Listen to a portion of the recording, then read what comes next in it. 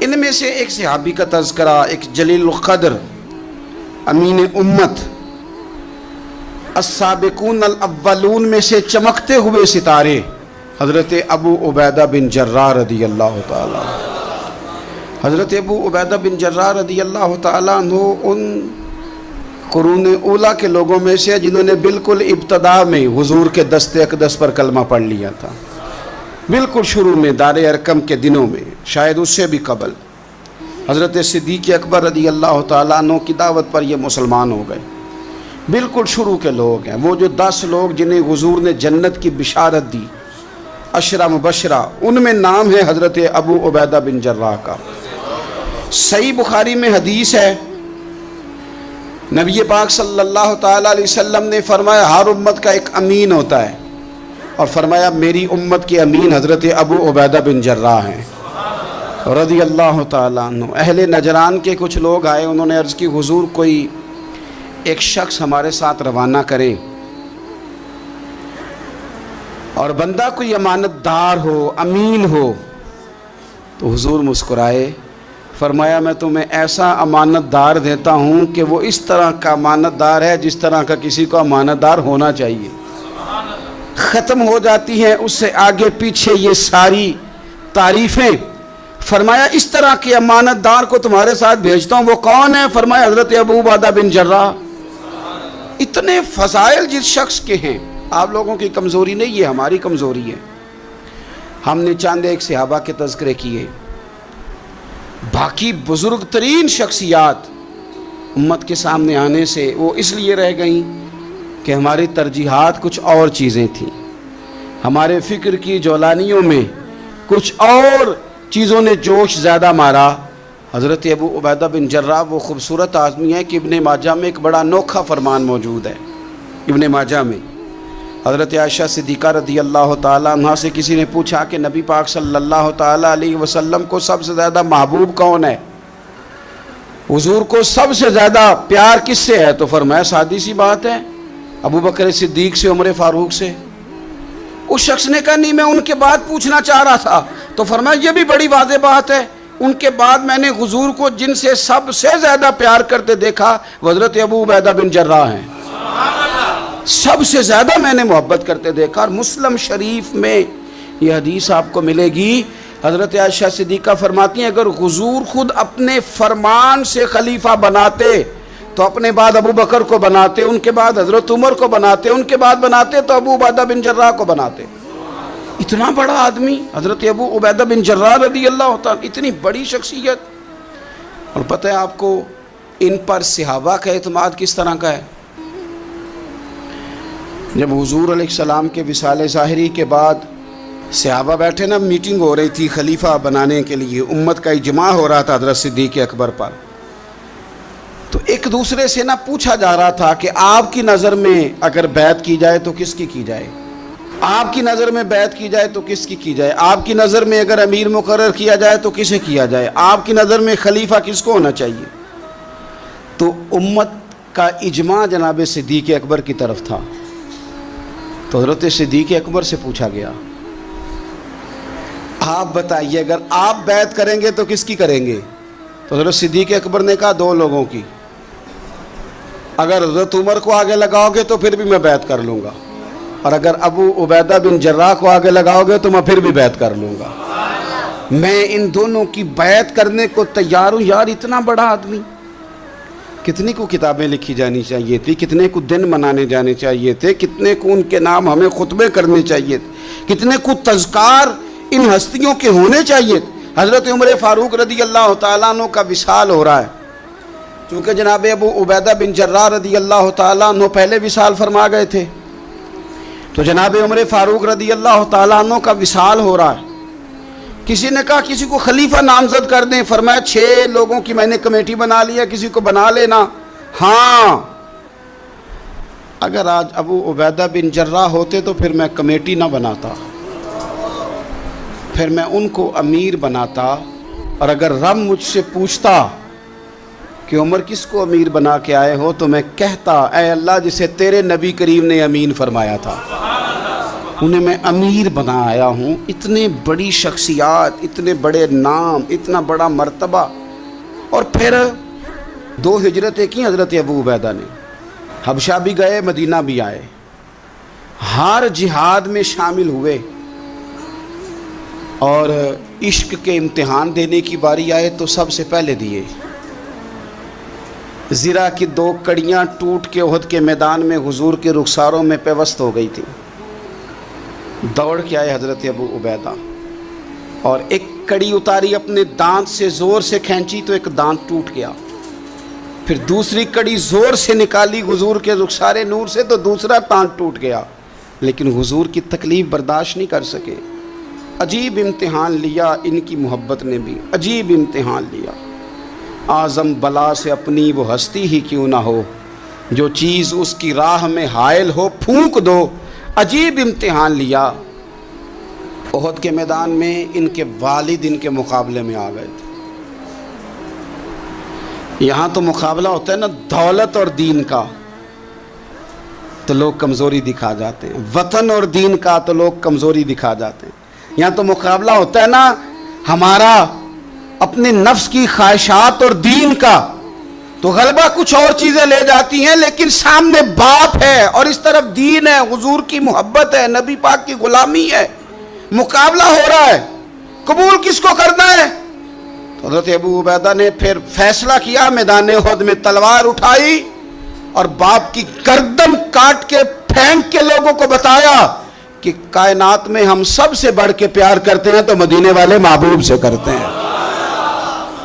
اتار دی گردن باپ کی. حضرت ابو عبیدہ بن جراح رضی اللہ تعالیٰ عنہ نے اس طرح قربانیاں پیش کیں. میدان کے آدمی تھے، میدان میں رہے، ساری زندگی میدان میں رہے، لشکروں کی قیادت کی ساری زندگی. حضرت ابوبکر صدیق رضی اللہ تعالیٰ عنہ نے ان کو جہاد کے لیے بھیج دیا تھا. حضرت عمر کا بڑا اعتماد رہا. دوستی کس سے تھی؟ حضرت معاذ بن جبل سے. گہرے دوست کون تھے؟ حضرت خالد بن ولید. ان لوگوں سے گہری دوستی تھی. سادہ بود و باشت، سادہ کھانا، سادہ اٹھنا بیٹھنا، سادہ مزاج. حضرت عمر فاروق رضی اللہ تعالیٰ عنہ ملک شام گئے، یہ بھی ملک شام میں تھے. جناب عمر فاروق کے مزاج میں جلال تھا. آپ نے کچھ لوگوں کو دیکھا جنہوں نے زرق برق لباس پہن لیے، بڑے بڑے عالی شان بنگلے بنا لیے، بڑے بڑے گھروں میں رہنے لگے. تو حضرت عمر کو اتنا جلال آیا کہ زمین پر اتر کے نا سنگریزے اٹھا کے تو لوگوں کو مارتے تھے. فرماتے تھے اتنی جلدی حضور کی تعلیم بھول گئے اور تم نے اجمیوں کے طریقے اپنا لیے. اتنی تکلیف کے ساتھ حضرت عمر گفتگو کرتے، لیکن حضرت ابو عبیدہ سے ملتے تو فرماتے یار تھوڑی روٹی بھی کھایا کر، کبھی تو بھی کپڑے بدل لیا کر. اتنا فقر، اتنی سادگی. اولین لوگوں میں سے جن کے لیے لوگ مسلمانوں کا امیر المومنین بنانے کی باتیں کر رہے ہیں. حضرت عمر ملنے گئے تو کسی چٹائی کے ٹکڑے کی تہ 2-3 لگا کے گھوڑے پہ اس کو رکھ لیا جاتا تھا سواری کرنے کے لیے تاکہ پسینہ نہ آئے. اسی کو اتار کے نا تو سرانہ بنا کے بیٹھے لیٹے ہوئے زمین پہ. حضرت عمر ملنے گئے تو حضرت عمر فاروق رضی اللہ تعالیٰ عنہ کو بھی اپنے ساتھ زمین پہ بٹھا لیا. تو حضرت عمر فرمانے لگے میں نے تو روٹی کھانی ہے تجھ سے، دوست ہے میرا، کھانا کھلا. تو کہنے لگے کھلاتے ہیں نا، کھلانا کیوں نہیں. یہ بھی لوگ تھے، اسی دھرتی پہ رہتے تھے. ان لوگوں کو نا کسی چیز نے اپنے قبضے میں نہیں لیا.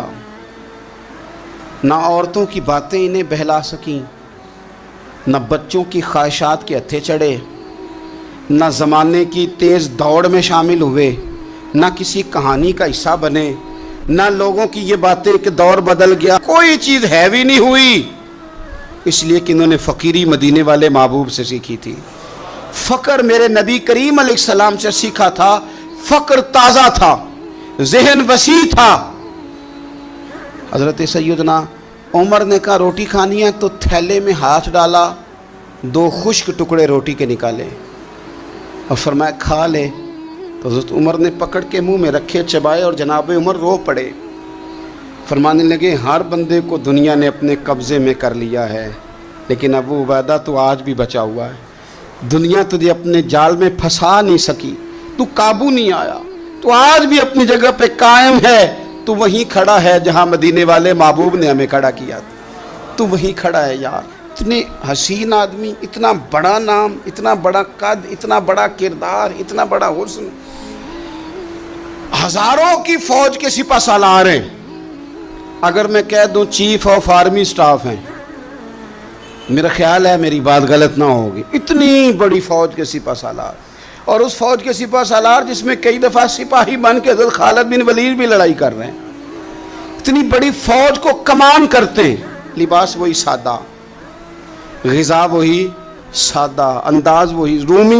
رومی بہت بڑی طاقت سمجھتے تھے اپنے آپ کو۔ جناب عمر کے زمانے میں ان کے خلاف لشکر کشی ہوئی، امیر کون ہے؟ حضرت ابو عبیدہ، ہاتھ میں تلوار پکڑی، گھوڑے پہ بیٹھے چلے گئے، محاصرہ کر لیا رومیوں کا، گھیر لیا۔ اب رومیوں نے کچھ تھوڑی سی مزاحمت کرنے کی کوشش کی، باہر آئے لیکن کچھ بھی نہ ہو سکا، منہ کی کھا کے واپس اندر چلے گئے۔ کئی دنوں سے حضرت ابو عبیدہ کی فوج نے محاصرہ کیا ہوا ہے، جب تنگ آ گئے تو پیغام بھیجا کہ ہم صلح کرنا چاہتے ہیں۔ فرمایا صلح تو مسلمانوں کا پسندیدہ کام ہے، آ جاؤ۔ انہوں نے کہا جی ہم جزیہ دے دیں گے، ہم کسی طریقے مسلمانوں کے اطاعت میں آ جائیں گے، آپ ہم سے بات کریں۔ فرمایا بھیجو۔ ان کا سپہ سالار آیا، انہوں نے روب ڈالنے کے لیے نا مسلمانوں پہ سپہ سالار کو بڑے قیمتی کپڑے پہنائے، زرق برق لباس، عالی شان پوشاکیں، 5-7 لوگ ساتھ، یہ لوگوں کا طریقہ ہوتا ہے۔ وہ پریشر ڈالنے کے لیے لوگ کرائے کا مکان بھی خرید لیتے ہیں، کرائے کی کار بھی حاصل کر لیتے ہیں، لوگوں کے برتن بھی استعمال کر لیتے ہیں، کسی کے گھر سے فرنیچر بھی منگوا لیتے ہیں۔ تو آپ نے نا وہ زرق برق لباس پہنے ہوئے ان لوگوں کو آتے دیکھا۔ اب وہ بڑے اپنے انداز میں تو روب ڈالنے کے لیے آئے تھے نا، تو آ کے پوچھا مسلمانوں کے امیر کہاں ہیں لشکر کے؟ تو انہوں نے کہا ادھر ہی تھے، یہیں کہیں ہوں گے۔ بڑا حیران ہوا کہ ہم تو بڑے لاؤ لشکر کے ساتھ آئے۔ یاد رکھ لیں روب کپڑوں کا نہیں ہوتا، روب کردار کا ہوتا ہے۔ پھر پوچھا کہاں ہیں؟ نے کہا جناب وہ سامنے خیمے میں دیکھ لو۔ وہ خیمے میں گئے تو اتنی بڑی فوج کا سپہ سالار زمین پہ بیٹھے اور اپنے تیر سیدھے کر رہے ہیں۔ اب وہ بڑے زرق برق لباس میں کہنے لگا ابو عبیدہ بن جراح آپ ہیں؟ فرمایا میں ہی ہوں۔ کہا ملنا تھا؟ فرمایا آ جاؤ۔ کہنے لگا آپ تو زمین پہ بیٹھے ہیں۔ تو آپ فرمانے لگے ہمارے بزرگ زمین پہ ہی چلتے تھے، زمین پہ ہی بیٹھتے تھے، زمین پہ ہی کھاتے تھے، نیند آتی تھی تو زمین پہ ہی سو جاتے تھے۔ وہ حیرانگی سے کہنے لگا آپ اتنے بڑے سپہ سالار ہو کے اس طرح رہتے ہیں؟ فرمانے لگے میری ضروریات ساری پوری ہوتی ہیں، پھر بھی کبھی کوئی مشکل بن جائے تو میں تھوڑا سا قرضہ لے لیتا ہوں حضرت معاذ بن جبل سے، ان کو مشکل آ جائے تو مجھ سے لے لیتے ہیں۔ تو بالکل صحیح گزارا ہو رہا ہے کہ اس طرح کیوں بیٹھے ہیں، یہ کیا بات ہوئی؟ ہمارے ہاں لوگوں کا رونا دھونا نہیں، روز مکان کوئی نہیں تو رو پڑے، بچے کی شادی کرانی ہے تو رو پڑے، او ہو جی کیا بتائیں غریبی بڑی ہے تو رو پڑے۔ زمین پہ بیٹھے ہیں، زمین پہ بیٹھ کے خشک ٹکڑے کھا رہے ہیں، پر کہہ رہے ہیں بڑے مطمئن ہیں یار کیا ہوا، کوئی ایسا مسئلہ نہیں، اگر کبھی مشکل آ جائے تو میرے دوست ہے حضرت معاذ بن جبل تھوڑا قرضہ لے لیتا ہوں، ان کو ضرورت پڑے تو مجھ سے لے لیتے ہیں۔ رومی صلح بھی کر گئے، بات بھی کر گئے، پر جہاں جہاں گئے نا حضرت ابو عبیدہ بن جراح کا فقر بھی بیان کرتے گئے، وہ فقر بھی بیان کرتے۔ کیا کریں اب تو بھائی پیروں کی کوٹھیاں بھی دیکھنے کے قابل ہیں، کیا بتائیں آپ۔ اب تو جو زیادہ فقیری کا درس دیتا ہے نا اس کی پجاروں دیکھ کے بندہ پریشان بھی ہو جاتا ہے کہ اس پجاروں سے نکل کے اس نے فقر کا درس دیا ہے۔ اب تو جناب لوگ یہی کہانی آ کے سناتے ہیں، یہی کہانی، یعنی کچھ امیر لوگ ہیں وہ کئی دفعہ جلسوں کا ٹائم لینے آتے ہیں تو لگتا ہے کہ پیرانے پیر ہیں، یہ کہتے ہیں فلانے پیر صاحب بھی میرے پاس آتے ہیں، فلانے بھی آتے ہیں، فلانے بھی آتے ہیں، فلانے بھی، شکر ہے جی اللہ کا، فلانے کو فون کروں تو وہ آ جایا کرتا ہے۔ میں نے ایک سے کہا، میں نے کہا یار آپ نے لیا کیا، سیکھا کیا؟ آپ تو ابھی بھی وہاں کھڑے ہیں کہ دولت ہی سارا کچھ ہے، کیا لیا آپ نے اتنے پیروں کو بلا کے، اصل کیا کیا، ملا کیا؟ آج بھی اگر وہی کھڑے ہو تو پھر آپ نے فقر سے کیا سیکھا؟ کچھ بھی نہیں۔ پھر تو آپ نے نا میں پہلے بھی ایک دن کہا تھا، پھر کہتا ہوں، میں کہتا ہوں ہمیں برانڈ نہ بنایا کرو، خدا را مشہور آدمی سمجھ کے دعوت نہ دو، دین کا خادم سمجھ کے دعوت دو۔ ایسا کام نہ کرو کہ فلانا بندہ بڑا مشہور ہے تو اس کو دعوت دے لے۔ کبھی کبھی بڑی تکلیف، میں ابھی تھوڑے دن پہلے بڑے لمبے سفر پہ تھا، صبح میں 8:30 گھر سے نکلا، 8:30 اور میں 2-2:30 بجے وہاں پہنچا، لیکن 10 کیمرے لگے ہوئے، آپ کی کار سے نکلنے کی فوٹو، آپ کی بیٹھنے کی فوٹو، آپ کے آنے کی فوٹو، میرے گھر میں داخل ہونے کی فوٹو، فریزر کے ساتھ فوٹو، اندر والے دروازے کے ساتھ فوٹو. کیا میرا مطلب ہے معاملہ ہے؟ اب آپ کے سامنے 15 کیمرے چل رہے ہیں، آپ ٹانگ بھی سیدھی نہیں کر سکتے کیونکہ آپ کو بڑا سیٹ ہو کے بیٹھنا ہے، فوٹو ہو رہی ہے. تو کافی ٹائم گزر گیا تو میں نے ان سے کہا کہ یار میں 7-8 گھنٹے مجھے مہربانی کرو ٹانگیں تو سیدھی کر لینے، اس کو ذرا بند کرو کیمرے کو، اور مہربانی کرو ایک پانی کا گلاس ہی دے دو، چائے کا کپ ہی پوچھ لو. ٹھیک ہو گیا سارا کچھ اپنی جگہ پہ. لیکن یہ کچھ مزاج، مطلب ہم نے تو بزرگوں کے پاس بیٹھ کے وقت گزارا ہے. اور میں آپ کو ایمانداری سے کہتا ہوں، میں کسان کا بیٹا ہوں. آج بھی میں بڑے شوق سے، رات میں نے اچار سے روٹی کھائی ہے. گھر والوں نے کہا کہ کچھ بنا دیتے ہیں، میں کہ اچار لے آؤ، نہ پیا ہے نا. اس لیے کہ میں غریب ماں کا بیٹا ہوں. مجھے اچار تسلی دیتا ہے، تشفی دیتا ہے، مجھے سکون دیتا ہے. میں اپنے غریب دوستوں کے اندر بیٹھ کے آج بھی فخر محسوس کرتا ہوں. بڑی کوٹھیاں تکلیف دیتی ہیں، اس لیے کہ میں نے وہ وقت بھی دیکھا ہے کہ جب ہمارے ایک تایا جی تھے تو ان کے گھر کی دیوار گر گئی تھی، تو ابھی ان کو پیسے نہیں مل رہے تھے، تو میرے ابا جی نے کہا ان کے گھر جا کے سو جاؤ. انہوں نے دیوار کے آگے 4 پائیاں لگا کے سونا ہے، کوئی گھر میں نہ آ جائے. تو مطلب یہ کہ آپ مہربانی کریں. یہ دیکھو، یہ میرے نبی پاک کے غلام ہیں، ان کی سادگی دیکھو، ان کی فقیری دیکھو. 2-4 دن پہلے بچوں کا کھانا پکا ہوا تھا، بچے لائن میں نہ کھانا، کافی سارے بچے ہیں تو رات کو لائن میں لگ کے روٹی لیتے ہیں. میں بھی لائن میں لگ گیا بچوں کے ساتھ. مجھے کہنے لگے آپ کیوں لائن میں لگے؟ میں نے کہا یہ اپنا وقت یاد آ گیا نا، دل کر رہا ہے. میں نے ان کے لیے نا پلیٹیں بنوائی ہیں، اس کے اندر سالن کی جگہ چٹنی کی جگہ. تو میں نے باورچی سے کہا اسی پلیٹ میں کھانا ڈال کے نا میرے لیے گھر بھیج یار، یہی والی روٹی بھیج، یہی کھانے کو دل کر رہا ہے. یہ آپ کا اصل ہے، یہ آپ کا اصل ہے. مہنگے کپڑے آپ کا اصل نہیں ہوتے، وہ تو برانڈ ہے. اس میں تو آپ بیٹھتے ہیں تکلف سے کہ ان کو سلوٹیں نہ پڑ جائے. اس میں تو آپ کسی سے صحیح طریقے سے سینہ بھی نہیں ملاتے کہ کہیں کو مسئلہ نہ بن جائے. حضرت ابو عبیدہ بن جراح رضی اللہ تعالیٰ عنہ نا اپنے گھر میں بیٹھ کے رو رہے تھے، روتے جا رہے تھے. تو کسی نے کہا کیوں رو رہے ہیں؟ مسند امام احمد بن حنبل میں موجود ہے. فرمانے لگے نبی پاک علیہ السلام نے مجھے ایک دن کہا تھا کہ فتح ہو جائے گی، بڑے بڑے علاقے فتح ہوں گے، تو اپنے آپ کو سنبھال کے رکھنا.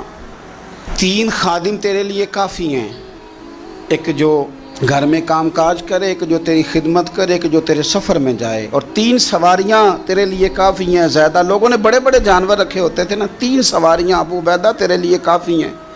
ایک تیرے سفر کے لیے، ایک مال و اسباب اٹھانے کے لیے، ایک تیرے غلام کے لیے. زیادہ مال نہ جمع کرنا. یہ بات کرتے ہوئے رو پڑے. فرمانے لگے ہم لوگ اس جگہ رہ نہیں سکے جہاں حضور نے کھڑا کیا تھا. میرا استبل گھوڑوں سے بھر گیا ہے اور میرے گھر میں غلام بھی زیادہ ہیں. حالانکہ صحابہ کہتے ہیں کہ کچھ ایسا نہیں تھا، لیکن چند چیزیں جو موجود تھی ان پر بھی روتے تھے. اور فرماتے تھے نبی پاک صلی اللہ علیہ وسلم نے فرمایا تھا قیامت کے دن میرے زیادہ قریب وہ شخص ہوگا کہ جس طرح میں چھوڑ کے جا رہا ہوں قیامت میں مجھے اسی طرح ملے. فرمانے لگے میں اس طرح نہیں رہ سکا، سوچتا ہوں نبی پاک کو کیا منہ دکھاؤں گا، کیا منہ دکھاؤں گا کریم کو. رو رہے ہیں گھر میں بیٹھ کے، رو رہے ہیں. ملک شام میں نا طاعون کا مرض پھیل گیا. حضرت ابو عبیدہ وہاں تھے. حضرت عمر نے خط لکھا، فرمایا جلدی آ جاؤ، آپ سے مشورہ کرنا ہے. آپ سمجھ گئے کہ عمر نا مجھے یہاں سے نکالنا چاہتے ہیں کہ مجھے مرض نہ لگ جائے. جواب لکھا، کہنے لگے مجھے پتہ ہے جو مشورہ آپ نے کرنا ہے، میں مسلمانوں کو اکیلا چھوڑ کے نہیں آ سکتا، میں لشکر کا سپہ سالار ہوں، کیسے آ جاؤں، میں یہیں رہوں گا. حضرت عمر نے خط لکھا کہ پھر آپ جابیہ کی جانب بھی چلے جائیں، تھوڑے سے وہاں موسم ٹھیک ہے، وہاں تشریف لے گئے. طاعون جب پوری طرح پھیل گیا تو منبر پہ کھڑے ہو کے حضرت ابو عبیدہ بن جراح نے خطبہ دیا. فرمانے لگے اس مرض سے گھبرانا نہ، تم سے بہت پہلے جو صالح لوگ تھے، نیک لوگ تھے، وہ اس مرض کی وجہ سے وصال کر گئے. یہ نیک لوگوں کی موت کا سبب بنا ہے، لوگوں گھبرانا نہ. فرمایا کرتے تھے میں تو دعا کرتا ہوں مجھے بھی خدا کی رحمت سے حصہ ملے. آپ جمعے کی نماز مسجد اقصیٰ میں پڑھنے جا رہے تھے تو رستے میں طاعون کا حملہ ہوا، وصال ہوا طاعون کے مرض سے۔ عشرہ مبشرہ صحابی، امین امت، 58 سال عمر، جنازہ حضرت معاذ ابن جبل نے پڑھایا اور فرمانے لگے لوگوں پتہ ہے تمہیں آج کون گیا ہے؟ آج وہ گئے ہیں جنہیں حضور نے امین امت کہا تھا، آج وہ ہستی اٹھ گئی جنہیں نبی کریم علیہ السلام نے امین امت فرمایا تھا۔ حضرت معاذ ابن جبل نے جنازہ پڑھایا تو کچھ دنوں میں حضرت معاذ ابن جبل بھی طاعون کے مرض سے وصال کر گئے، ان پر بھی یہ حملہ ہوا۔ ملک شام میں حضرت ابو عبیدہ بن جراح کا مزار پر انوار ہے، حضور سے فقر سیکھا، زندگی فقیری میں گزاری۔ ان لوگوں نے کسی مقام پہ بھی اپنے آپ کو حضور کی تعلیمات سے پیچھے نہیں کیا، عظیم لوگ تھے۔ ان کی زندگیوں کو پڑھیں، ان کے اقوال کو سنیں، ان کے ارشادات پر غور کریں، اور بڑے اعلیٰ ظرف تھے۔ حضرت خالد بن ولید گورنر تھے صوبے کے، جناب عمر فاروق نے ان کو معزول کر کے حضرت ابو عبیدہ بن جراح کو تعینات کر دیا۔ ان کو جب تعینات کیا تو ادھر جنگ جاری تھی، انہوں نے وہ تعیناتی کا جو رکا تھا وہ جیب میں ڈال لیا، بتایا ہی نہیں، جنگ ہوتی رہی۔ حضرت خالد بن ولید کو کسی اور نے بتایا تو فرمانے لگے بعد میں آپ نے مجھے بتایا کیوں نہیں؟ آپ فرمانے لگے کوئی جلدی تو تھی نہیں، حالانکہ گورنر بنا دیے گئے اور جنگ ہو رہی تھی۔ میں نے کہا چلو بعد میں بتا دیں گے، کوئی مسئلہ نہیں۔ ایک دفعہ حضرت ابو عبیدہ بن جراح کو معزول کر کے حضرت خالد بن ولید کو سپہ سالار بنایا گیا تو آپ فرمانے لگے سن خالد، جتنی خوشی مجھے اپنے سپہ سالار بننے کی ہوئی تھی اس سے بڑھ کر تیرے بننے کی ہوئی ہے۔ کسی جگہ کسی عہدے کا لالچ نہیں، کسی جگہ کوئی دنیا داری نہیں، فقر، فقیری، درویشی، سادگی، حسن تھا۔ عشرہ مبشرہ لوگوں میں سے تھے۔ اللہ کے حضور دعا ہے مالک کریم سمجھنے کی توفیق عطا۔